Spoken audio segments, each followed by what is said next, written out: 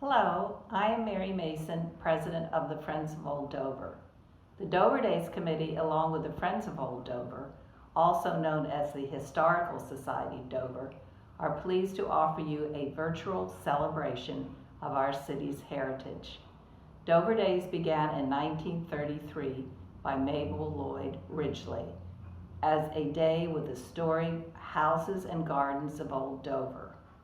Through the years, the Dover Days has grown into a lively festival with parades, maypole dancing, historic reenactions, community speakers, and food and craft vendors organized by the Dover Days Committee. Due to the ongoing restrictions of the COVID pandemic, we will celebrate again this year with a series of online lectures on topics such as pre-colonial history, Victorian architecture, religion, ethnic groups, education, horticulture, and social history of Dover. We are proud of our traditions, and our focus is on preserving Dover's historic and architectural heritage for future generations. We hope you enjoy our online program. The Dover Days Committee and the Friends of Old Dover look forward to spending Dover Days with you in person the way it used to be next year. A special thank you goes to the students of the ARVED, Audio, Radio, Video Engineering Design of Caesar Rodney High School for their assistance with this program.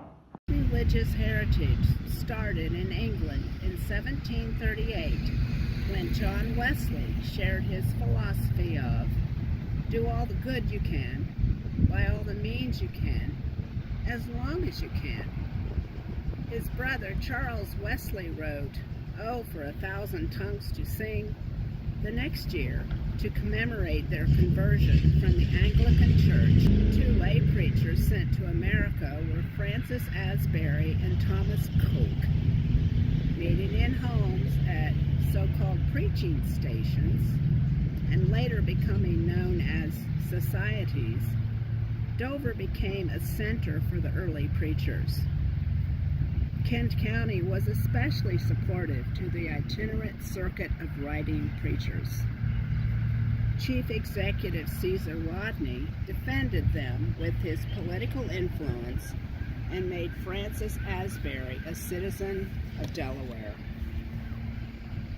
Asbury realized that, quote, fervent Dover needed to have more of a permanent status, and he sent freeborn Garretson to preach.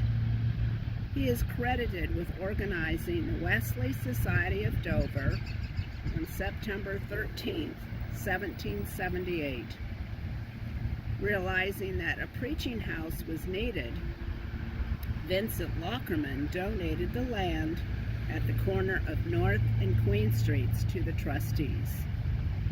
Judge Richard Bassett built the 40-foot by 40-foot brick chapel with galleries on 3 sides for $2,000 in 1782, donating half that amount. This building was close in design to Barrett's Chapel, which was built in 1780. It's also considered to be the cradle of Methodism. Bishop Richard Whatcoat preached his first sermon there in 1784. Whatcoat was a dear friend of Bassett, and after devoting his life to the Methodist movement, died in 1806 at Bassett's home on the Green. He was interred under the altar of the original church, which is right here, with his tombstone later placed in the entrance hall of the present church. After many improvements to the old church, by mid-century a new house of worship was considered. With bricks from the old building, the present church on State Street was built, with cornerstone laid on September 23, 1850. 6 years later, a 3-story brick parsonage was constructed adjacent to the north. In 1852, the black members of the congregation separated from Wesley Church to start Whatcoat Methodist, now on Salisbury Road.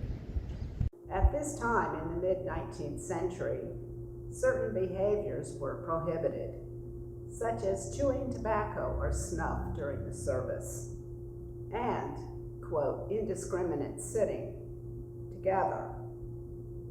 The women of Wesley wanted to see change, and among other things, wanted to allow promiscuous sitting, another in quotes, meaning men and women could sit together.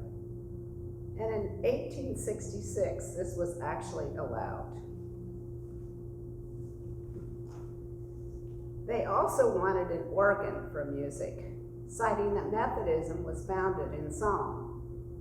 2 harmoniums, or also called reed organs, were secured instead, one for the balcony and one for the Sunday school.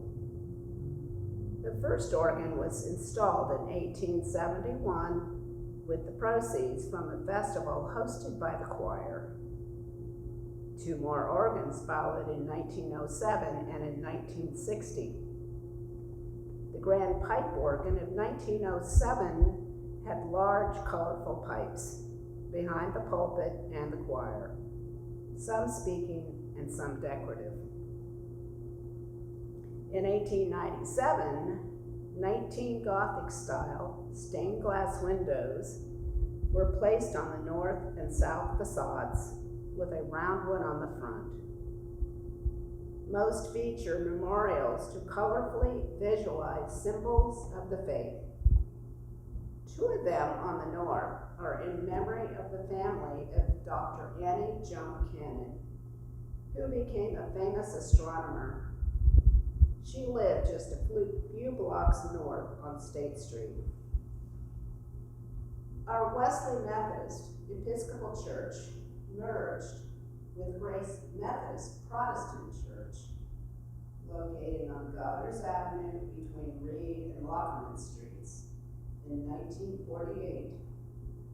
Fellowship Hall, which was built in 1950, was named for this church. And in 1960, St. Paul's Methodist Episcopal Church, located on Division Street between Governor's Avenue and New Street, became a part of Wesley with the naming of the chapel on the first floor. The pulpit in the sanctuary came from St. Paul's Church.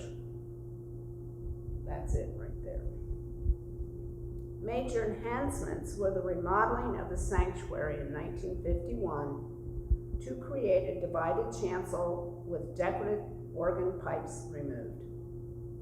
The old post office next door was purchased in 1967, becoming the educational building in 1968.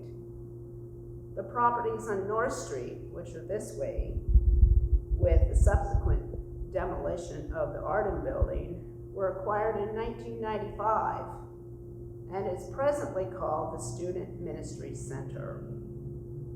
A few Gothic-inspired steeple was installed in 1971 after the old one sustained lightning damage. New chimes were added after the bell was taken down, which is now on display in the memorial garden on the front facade. Recent Jeremiah projects have expanded and remodeled the kitchen, the music suite, music library, sacristy, preschool rooms, and bathrooms. New classrooms, attic storage, and portico entrance were added. The latest addition was the elevator tower and the reopened exit to State Street. Wesley Church has been at the center of the Dover community geographically and continues with open doors to serve people beyond our congregation. Thank you very much.